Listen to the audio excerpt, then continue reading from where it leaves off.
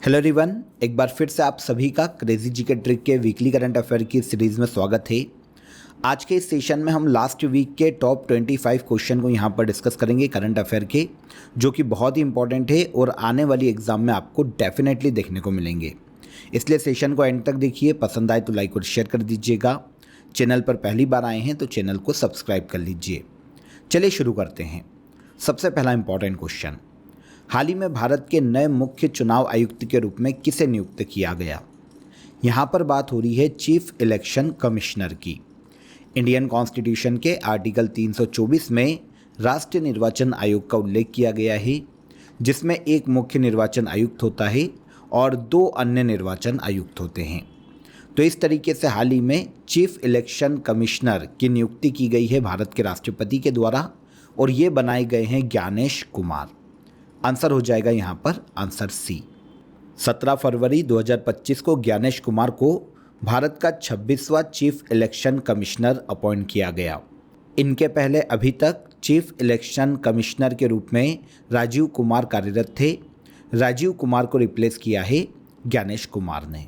राजीव कुमार 25वें मुख्य निर्वाचन आयुक्त थे और ज्ञानेश कुमार अब देश के 26वें मुख्य निर्वाचन आयुक्त हैं। इन्हीं के टेन्योर में अब 2025 में बिहार असेंबली इलेक्शन करवाए जाएंगे। 2026 में केरला, पौंडीचेरी, तमिलनाडु और वेस्ट बंगाल में विधानसभा के इलेक्शन हैं, और 2029 में जो लोकसभा के इलेक्शन होंगे उनके पहले ही जनवरी मंथ में ये रिटायर हो जाएंगे 2029 में। हाल ही में दिल्ली की नई सीएम कौन बनी हैं? तो आप सभी को पता होगा कि दिल्ली में अभी विधानसभा के इलेक्शन हुए थे। 70 विधानसभा की सीटों में से सबसे ज़्यादा 48 सीटें बीजेपी ने अपने नाम की थी, और इसके अलावा सेकंड नंबर पर है आम आदमी पार्टी, जिसने 22 सीटें जीती है। दिल्ली में आम आदमी पार्टी की गवर्नमेंट हट गई है और बीजेपी ने अपनी गवर्नमेंट बनाई, और बीजेपी की नई सीएम बनी है दिल्ली में रेखा गुप्ता। आंसर हो जाएगा आंसर बी। रेखा गुप्ता दिल्ली की चौथी महिला सीएम बनी हैं। सबसे पहली बार दिल्ली की पहली महिला सीएम बनी थी सुषमा स्वराज 1998 में। उसके बाद शीला दीक्षित 1998 से 2013 तक दिल्ली की दूसरी सीएम रही। कुछ समय पहले लास्ट ईयर आतिशी मार्लेना सिंह को दिल्ली की सीएम बनाया गया था। तीसरी महिला सीएम थी, और अब दिल्ली की चौथी महिला सीएम बनी है रेखा गुप्ता। बीजेपी की है, याद रखिएगा। अगला क्वेश्चन, हाल ही में उत्तराखंड में संपन्न हुए 38वें नेशनल गेम्स 2025 में मेडल टेली में पहला स्थान किसने हासिल किया? तो उत्तराखंड में हाल ही में देखिए 38वें नेशनल गेम्स आयोजित किए गए थे, जिसमें मेडल टेली में पहले स्थान पर है services sports control board. Answer D. Services sports control board की बात करें तो आर्म्ड फोर्स के जो सैनिक होते हैं ना, जो खिलाड़ी हैं या फिर जो गेम्स में हिस्सा लेते हैं, उनके लिए सर्विसेज स्पोर्ट्स कंट्रोल बोर्ड का गठन किया गया था। ये पहले स्थान पर रही है 38th नेशनल गेम्स 2025 में, जिसने 121 मेडल अपने नाम किए। इसमें से 68 गोल्ड हैं, 26 हैं सिल्वर और 27 हैं ब्रॉन्ज। सेकंड पर है महाराष्ट्र, 201 मेडल जीते, और तीसरे पर है हरियाणा 153 मेडल के साथ। 28 जनवरी को उत्तराखंड में 38वें नेशनल गेम्स का इनॉग्रेशन भारत के पीएम नरेंद्र मोदी के द्वारा किया गया, और ये 14 फरवरी को ख़त्म हो गए थे। मेडल टेली में पहले स्थान पर सर्विसेज रहा। 38th नेशनल गेम्स में 37 टीमों ने पार्टिसिपेट किया था, और इसका मैस्कॉट घोषित किया गया था मोनाल को, जो कि उत्तराखंड का राज्य की पक्षी है। इसे मोइली के नाम से मैस्कॉट बनाया गया था। और 37th नेशनल गेम्स की बात करें तो ये लास्ट बार गोवा में आयोजित किए गए थे। आगे चलिए, BBC Indian sports women of the year 2024 का खिताब किसने जीता है? तो बीबीसी ब्रिटेन की एक समाचार पत्रिका है, आपने नाम सुना होगा, काफ़ी न्यूज़ आती है बीबीसी की। इसने हाल ही में Indian sports women of the year की घोषणा की 2024 के लिए, और यह अवार्ड दिया गया है मनु भाकर को।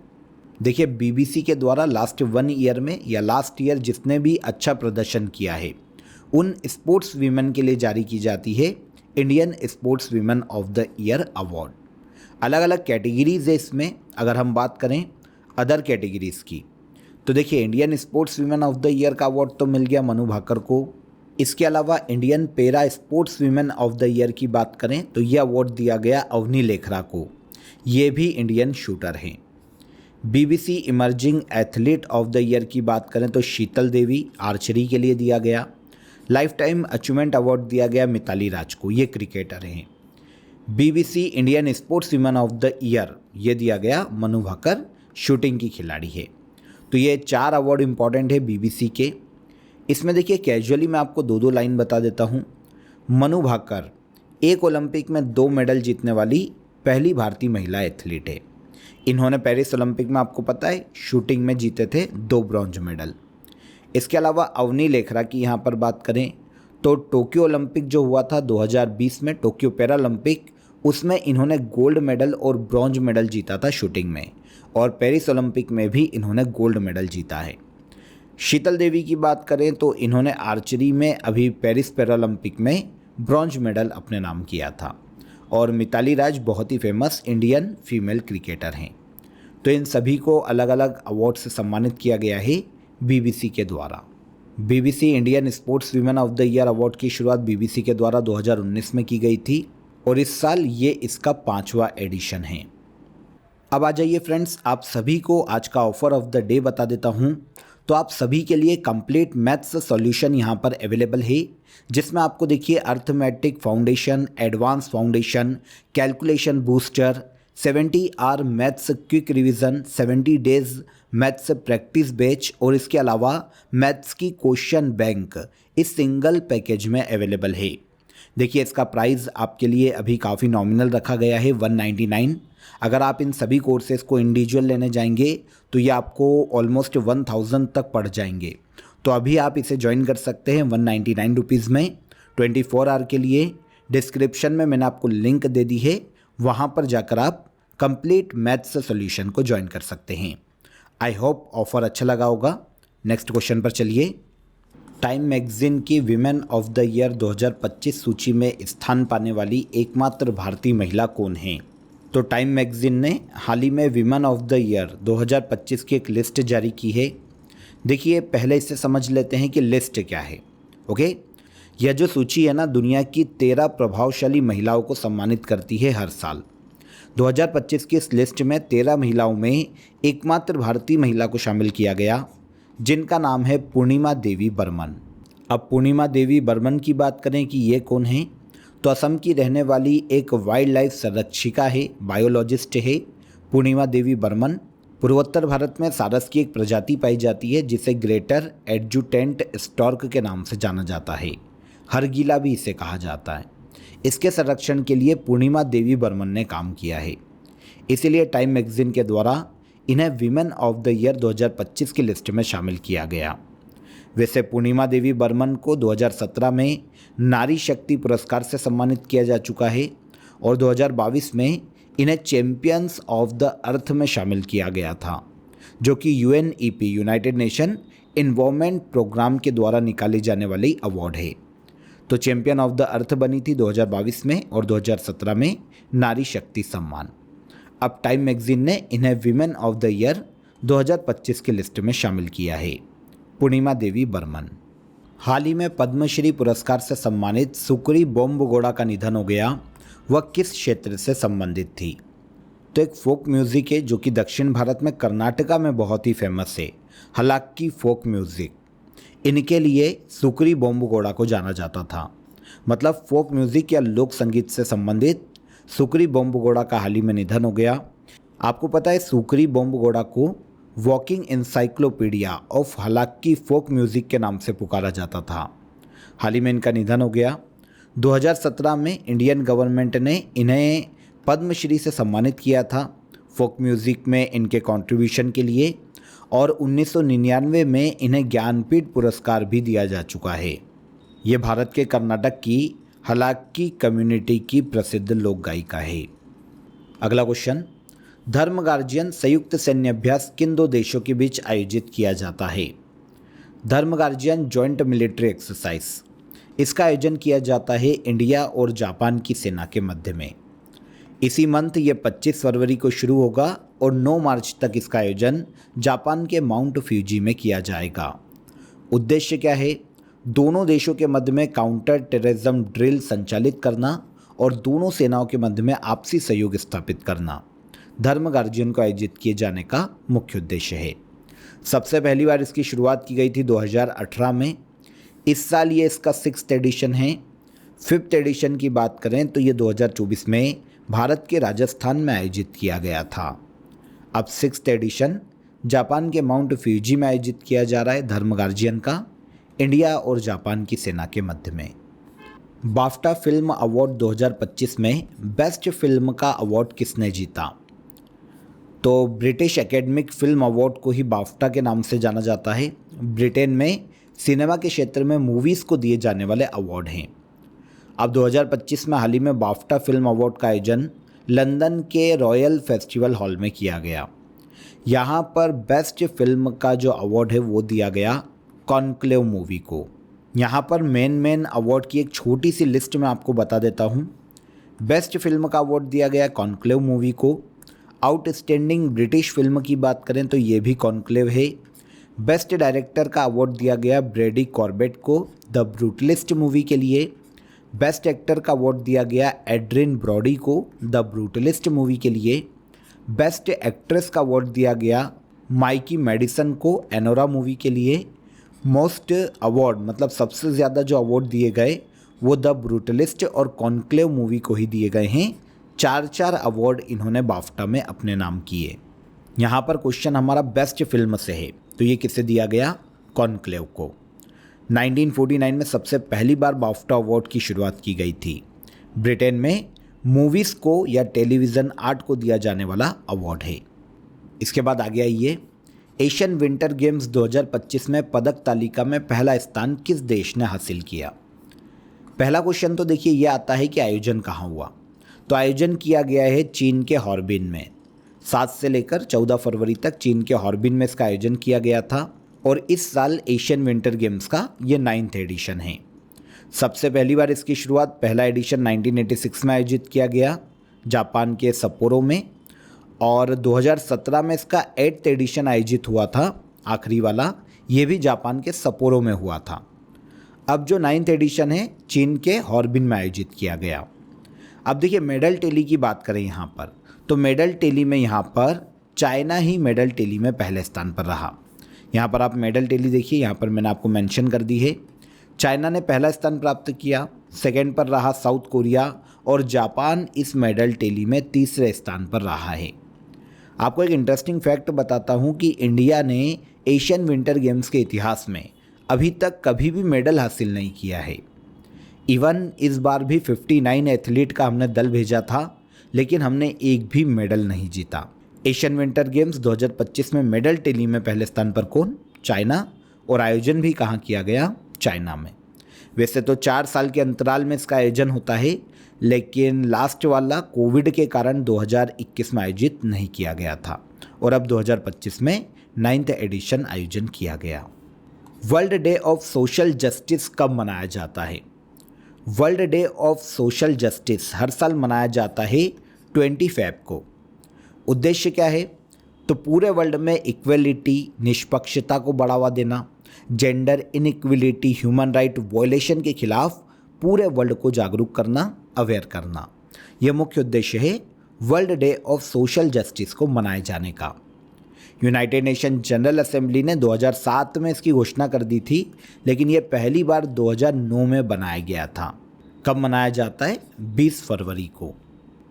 आगे, भारत ने हाल ही में डिजिटल पायलट लाइसेंस जारी किए हैं। यह पहल करने वाला भारत विश्व में कौन सा देश बना है? तो देखिए अभी तक जो विमान के पायलट होते थे ना, जैसे हवाई जहाज़ के पायलट हैं, उनको जो लाइसेंस दिया जाता था वो एक हार्ड कॉपी होती थी। जैसे हमारे पास भी एक ड्राइविंग लाइसेंस होगा तो वो हार्ड कॉपी चलती थी, लेकिन अब हमारे यहाँ पर जो 2 व्हीलर या 4 व्हीलर हम चलाते हैं तो उसमें हमें डिजिटल कॉपी को मान्य किया जाता है। लेकिन एविएशन सेक्टर में अभी तक ये सहूलियत नहीं थी। अब डिजिटल पायलट लाइसेंस को इंडिया में लागू किया गया है और ऐसा करने वाला इंडिया वर्ल्ड का 2nd देश बना है। पहले नंबर पर है चाइना। चाइना के बाद दूसरा देश बना कौन? India. Directorate general of civil aviation के द्वारा पायलट को अभी तक फिजिकल लाइसेंस दिए जाते थे और हर जगह पर पायलट को वो कैरी करने पड़ते थे, लेकिन अब डिजिटली ही एक मोबाइल एप्लीकेशन है e governance of civil aviation. इसका यूज़ करके डिजिटली भी पायलट अपने लाइसेंस को रख सकते हैं। ऐसा करने वाला वर्ल्ड का दूसरा देश बना इंडिया। हाल ही में किस राज्य ने एन प्राउड पहल को लॉन्च किया? एन प्राउड पहल, new programme for remove of unused drug. इसे लॉन्च करने का श्रेय दिया जाता है केरला गवर्नमेंट को। केरला ने ये जो काम किया है फ्रेंड्स, इंडिया का पहला गवर्नमेंट प्रोग्राम है जिसके माध्यम से अनयूज्ड ड्रग को सिस्टमेटिकली डिस्पोज किया जाएगा। क्योंकि देखिए, जो अनयूज्ड ड्रग है, जो एक्सपायर हो चुके हैं, वो इन्वायरमेंट को भी हार्म करते हैं, इंसानों को भी नुकसान पहुंचा सकते हैं। इसीलिए इसे सिस्टमेटिकली ख़त्म किया जाए, डिस्पोज किया जाए। इसके लिए केरला गवर्नमेंट ने एन प्राउड स्कीम को हाल ही में लॉन्च किया है। गलत तरीके से किए गए ड्रग डिस्पोजल को रोकने के लिए, इन्वायरमेंट की रक्षा के लिए ये कदम उठाया है केरला गवर्नमेंट ने। इनिशिएटिव का नाम क्या है? N proud initiative. नेक्स्ट, हाल ही में चर्चा में रहा माउंट डुकोनो वोल्केनो कहाँ स्थित है? माउंट डुकोनो वोल्केनो की बात करें, ये देखने को मिलेगा इंडोनेशिया में। हाल ही में इंडोनेशिया के माउंट डुकोनो में ज्वालामुखी विस्फोट हुआ था, जिसके बाद इंडोनेशिया के इस ज्वालामुखी के आसपास के क्षेत्रों में जितने भी लोग थे उनको सुरक्षित स्थानों पर ट्रांसफ़र किया गया है। इसीलिए माउंट डुकोनो अभी सुर्खियों में था। इंडोनेशिया देखिए रिंग ऑफ फायर क्षेत्र में स्थित है, जहां पर 120 से ज़्यादा सक्रिय ज्वालामुखी हमको देखने को मिलते हैं। Ring of fire Pacific ocean का एक रीजन है जहां पर दुनिया के सबसे ज़्यादा अर्थक्वेक और वॉल्केनो आते हैं। इसी में स्थित है इंडोनेशिया। तो यहाँ पर 120 से ज़्यादा सक्रिय ज्वालामुखी हैं। इनमें से एक है माउंट डुकोनो, जिसमें हाल ही में विस्फोट देखने को मिला। आपको पता है इंडिया का एकमात्र सक्रिय ज्वालामुखी कौन है? बैरन द्वीप, जो कि हमें अंडमान निकोबार में देखने को मिल जाता है। बैरन आइलैंड इंडिया का एकमात्र सक्रिय ज्वालामुखी है। ये क्वेश्चन एग्जाम में काफ़ी पूछा जाता है, तो आपको इसे याद रखना चाहिए, बैरन ज्वालामुखी। आगे आइए, हाल ही में खजुराहो नृत्य समारोह के कौन सा एडिशन का आयोजन किया गया? पहले तो ये समझिए कि खजुराहो है कहाँ पर। एक यूनेस्को वर्ल्ड हेरिटेज साइट है मध्य प्रदेश के छतरपुर में। एमपी के छतरपुर में खजुराहो को 1986 में यूनेस्को वर्ल्ड हेरिटेज घोषित किया गया था और एमपी का ये पहला यूनेस्को वर्ल्ड हेरिटेज था। वर्तमान में तो 3 हैं, खजुराहो, सांची और भीमबेटका, लेकिन पहला था खजुराहो एमपी के छतरपुर में। यहीं पर इंडिया में बहुत ही प्रचलित एक नृत्य समारोह आयोजित किया जाता है, खजुराहो नृत्य समारोह। इस साल इसके 51वें एडिशन का आयोजन किया गया। यह 7 दिन तक चलता है और फरवरी मंथ में आयोजित किया जाता है। इस बार ये 20 से लेकर 26 फरवरी तक आयोजित किया जा रहा है। यहाँ पर हाल ही में 139 नृत्य कलाकारों ने 24 घंटे 9 मिनट 26 सेकेंड लगातार कथक, भरतनाट्यम, कुचिपुड़ी, मोहिनीअट्टम, ओडिसी, ये सारे नृत्य करके एक गिनीज वर्ल्ड रिकॉर्ड बनाया है, एक गिनीज वर्ल्ड रिकॉर्ड अपने नाम किया है। खजुराहो नृत्य समारोह की शुरुआत 1975 में मध्य प्रदेश के खजुराहो में की गई थी। अब 2025 में इसके 51वें संस्करण का आयोजन किया गया। आगे बढ़ेंगे, हाल ही में दिल्ली के गृह मंत्री को नियुक्त किए गए। तो देखिए, दिल्ली में हाल ही में काउंसिल ऑफ मिनिस्टर का गठन किया गया है। दिल्ली के सीएम के बारे में मैंने आपको बताया था कि ये रेखा गुप्ता बनी है। दिल्ली के होम मिनिस्टर की बात करें तो इनका पद संभाला है आशीष सूद ने। आंसर ई यहाँ पर करेक्ट हो जाएगा। देखिए, आपको पता होना चाहिए कि दिल्ली में 70 सदस्यीय विधानसभा है और यहाँ पर जो काउंसिल ऑफ मिनिस्टर होते हैं ना, वो केवल 10% हो सकते हैं विधानसभा के, तो ये केवल 7 हैं। यहाँ पर मैं आपको 7 के बारे में थोड़ा कैजुअली बता देता हूँ, क्योंकि इनकी मिनिस्ट्री हो सकता है कि हमसे एग्ज़ाम में पूछ ली जाए। तो देखिए, रेखा गुप्ता हो गई सीएम। इनके अलावा इनके पास फाइनेंस, रेवेन्यू, सर्विसेज और वीमेन एंड चाइल्ड डेवलपमेंट का डिपार्टमेंट है। प्रवेश वर्मा की बात करें तो ये डिप्टी सीएम हैं और PWD ministry, legislative affair, water, gurdwara election, ये विभाग प्रवेश वर्मा के पास है। आशीष सूद हो जाते हैं होम मिनिस्टर, और इसके अलावा शिक्षा मंत्री या एजुकेशन मिनिस्टर भी आशीष सूद हैं, और अदर मिनिस्ट्री भी हैं, लेकिन यहाँ पर मैं आपको मेन बता रहा हूँ। मजिंदर सिंह सिरसा की बात करें तो ये फूड एंड सप्लायर और इन्वायरमेंट मिनिस्टर हैं। कपिल मिश्रा की बात करें तो ये लॉ एंड जस्टिस, लेबर और आर्ट एंड कल्चर मिनिस्टर हैं। रविंदर सिंह की बात करें तो ये सोशल वेलफेयर मिनिस्टर हैं, और पंकज कुमार सिंह ये health and family welfare minister हैं। पंकज कुमार सिंह। तो ये मेन मिनिस्ट्री मैंने आपको बता दी। काफ़ी सारी देखिए मिनिस्ट्री सबने होल्ड कर रखी है, लेकिन यहाँ पर मेन मैंने आपको बता दी है। होम मिनिस्टर कौन बने? आशीष सूद। ब्लूमबर्ग की 2025 रैंकिंग के अनुसार एशिया की सबसे धनी परिवारों की सूची में पहले स्थान पर कौन है? तो ब्लूमबर्ग ने 2025 एशिया के सबसे अमीर परिवारों की रैंकिंग जारी की है, जिसमें मुकेश अंबानी और उनकी फैमिली पहले स्थान पर रखी गई है। आंसर सी यहाँ पर करेक्ट हो जाएगा। एक अमेरिकी प्राइवेट कंपनी है ब्लूमबर्ग, जो कि सबसे धनी परिवारों की लिस्ट को जारी करती है। आगे बढ़ेंगे। वैश्विक पर्यटन लचीलापन दिवस कब मनाया जाता है? ग्लोबल टूरिज्म रेसिलियंस डे की बात करें तो ये हर साल मनाया जाता है 17 फरवरी को। पूरे वर्ल्ड के लोगों को टूरिज्म के इम्पोर्टेंस के बारे में बताना, और इसके अलावा लचीले पर्यटन को बढ़ावा देना। ठीक है, अगर कोविड जैसी कोई महामारी आ जाती है तो कैसे हम हमारे टूरिज्म को सेफ रख सकते हैं, कैसे इसे अदर सिचुएशन में ढाल सकते हैं, इन सभी के प्रति लोगों को अवेयर करना ग्लोबल टूरिज्म रेसिलियंस डे को मनाए जाने का मुख्य उद्देश्य है। हर साल ये जो डे है ये मनाया जाता है 17 फरवरी को। हाल ही में किसे institute of chartered accountant of India का अध्यक्ष नियुक्त किया गया? Institute of chartered accountant of India के नए अध्यक्ष बने CA चरणजोत सिंह नंदा। पहले ये समझिए कि संस्थान या ऑर्गेनाइजेशन क्या काम करता है। देखिए, ICAI की बात करें तो ये भारत का सबसे बड़ा प्रोफेशनल अकाउंटिंग बॉडी है। उद्देश्य है जितने भी चार्टर अकाउंटेंट होते हैं उनके पेशे का प्रचार करना, डेवलप करना और इसके अलावा उसे रेगुलेट करना। ये काम करती है institute of chartered accountant of India नाम की संस्था। हाल ही में इसके नए अध्यक्ष CA चरणजोत सिंह नंदा को नियुक्त किया गया। इनके पहले रंजीत कुमार अग्रवाल इस पद पर थे, जिनको रिप्लेस किया चरणजोत सिंह नंदा ने। ICAI की स्थापना की गई थी 1949 में, और इसका हेडक्वार्टर देखने को मिलता है नई दिल्ली में। अगला इंपॉर्टेंट क्वेश्चन देखिए, इंडियन ओशियन कॉन्फ्रेंस के 8th एडिशन का आयोजन कहाँ हुआ? तो इंडियन ओशियन कॉन्फ्रेंस के 8th एडिशन का आयोजन किया गया है ओमान के मस्कट में।